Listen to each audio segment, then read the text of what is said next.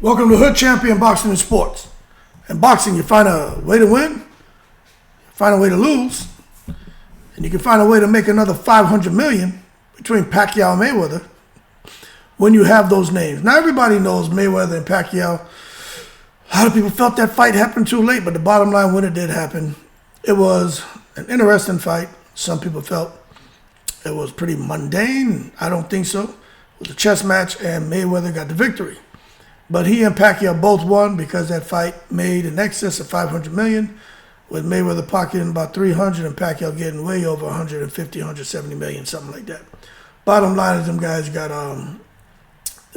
paid, and it was considered a blockbuster. But this whole thing about linking the two of them together with the rematch, it seems that is becoming more and more of a possibility.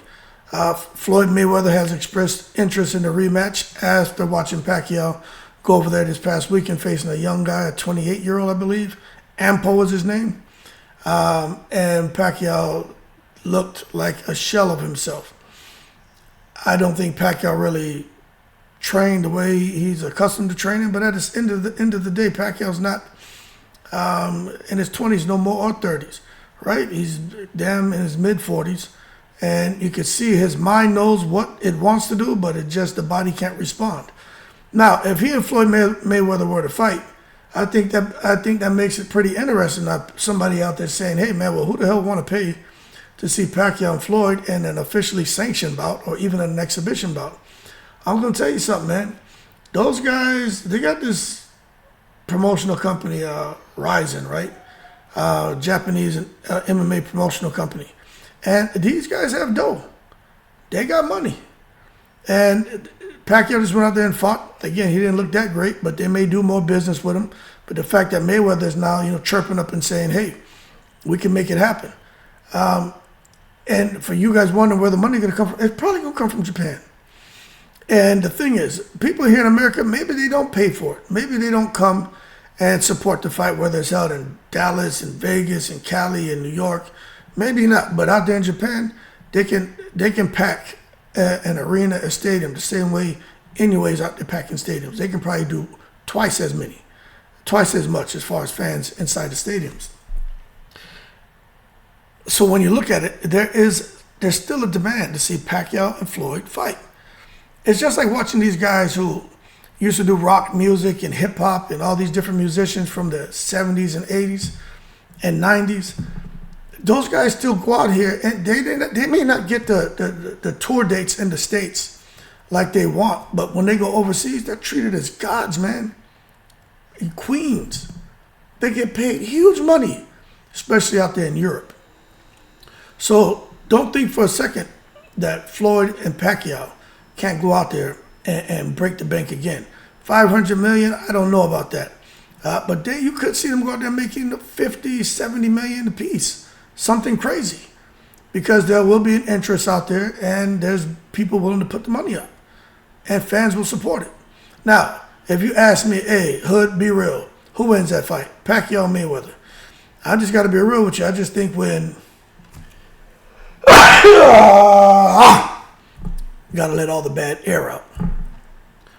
I just think when you come up fighting and you've trained to master the basic fundamentals, right? I just think it shows up in your 30s, 40s, 50s, 60s. It doesn't matter how old you are.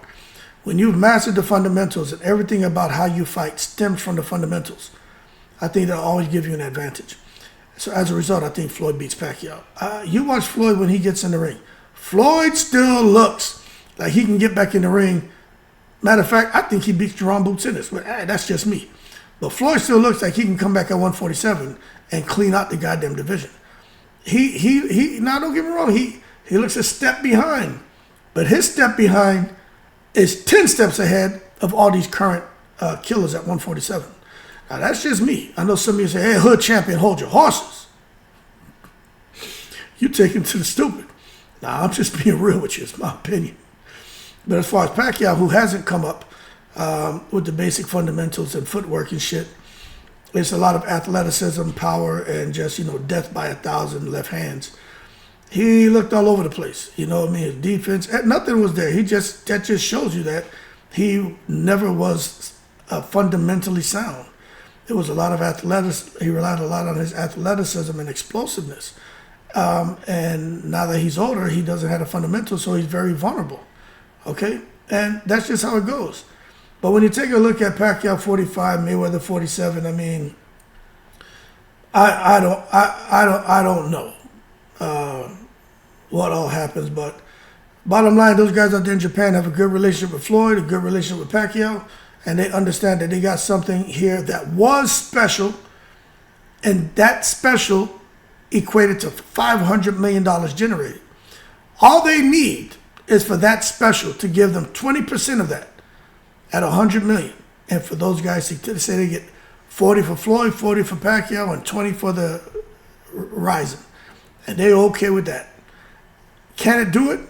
I don't know. Would I watch it? Yeah, I'd watch it. But I'm going to tell you right now, I think Floyd tranquilized him. Pacquiao he don't have it. But Boo Boy is not the answer. I know Boo Boy's training him. Boo Boy, my ass. Boo Boy ain't it.